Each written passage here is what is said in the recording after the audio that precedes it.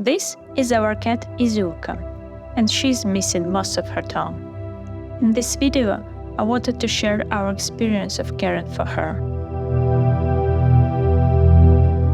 We found her on the street in a very bad shape, and at the time her missing tongue was the least of our concerns.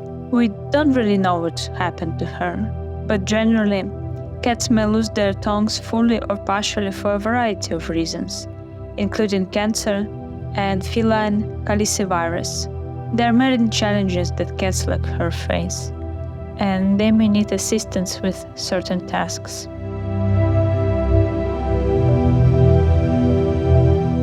When it comes to eating, there are a few factors to consider. First, let's talk about the bowl. This simple shallow bowl works really well for wet food. To make it easier for her to eat, we arrange the food like this, so she is able to take a bite. As you can see, thanks to the shape of the bowl, she is able to scoop the food using her lower jaw when little of it is left. Commercially produced cat food comes in different forms, such as pâté or bits and sauce and gravy. Pâté for tongueless cats, at least for mine, is the hardest thing to eat. It's difficult to grab or scoop, it easily falls apart and just makes a mess.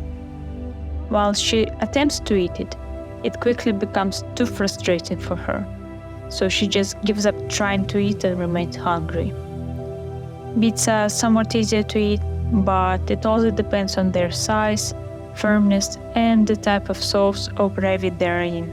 Generally, larger and firmer pieces in thick sauce are easier for her to eat, and the brittle bits tend to crumble, causing them to fall out of her mouth before she can swallow them.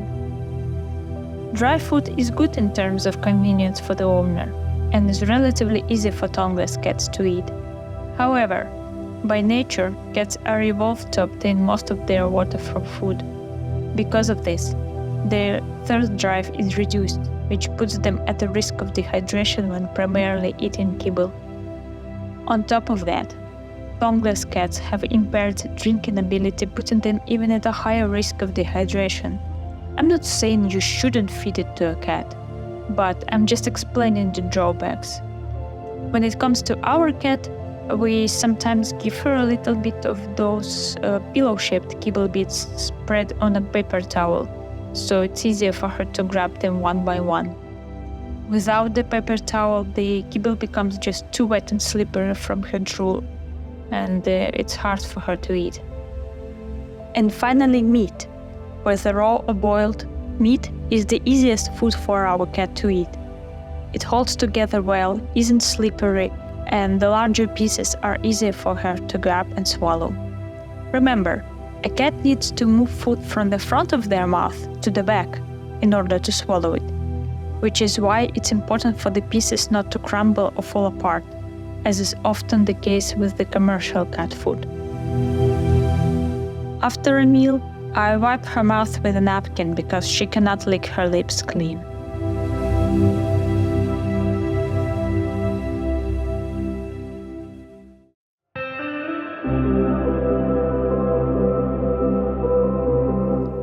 As I've already mentioned, drinking is harder for a tongueless cat, because normally cats scoop water using their tongues.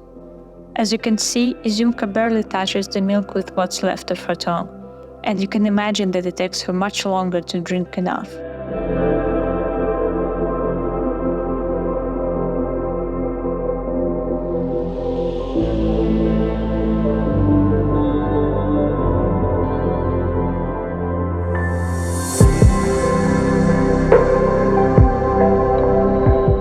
Cats have strong grooming instincts and will try to groom themselves even if they have no tongue to groom with. Even though Izumka has some of her tongue left, it is completely ineffective for grooming. She just wets her coat, tangling the hairs. Grooming is more challenging for her due to her long coat, which is prone to matting.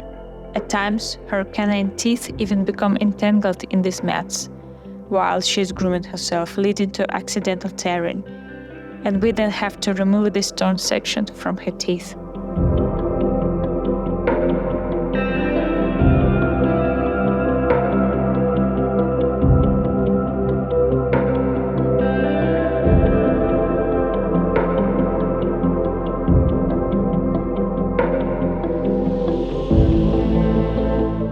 brush her daily, but mats still happen and we have to cut them off. It is also a good idea to trim around the bum for sanitary purposes, but if the cat is short-haired, it may not be necessary. In addition to daily brushing, Izumka needs to be bathed approximately once a month.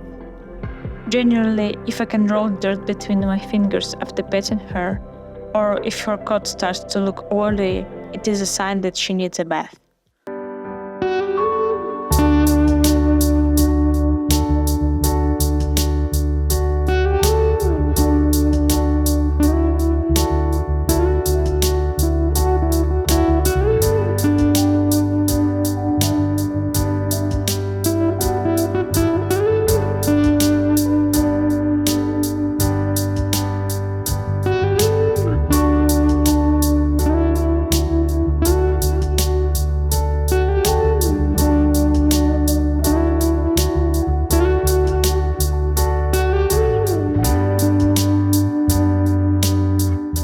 Fortunately, Izumka is quite tolerant of the grooming process, which allows us to wash and dry her without fights.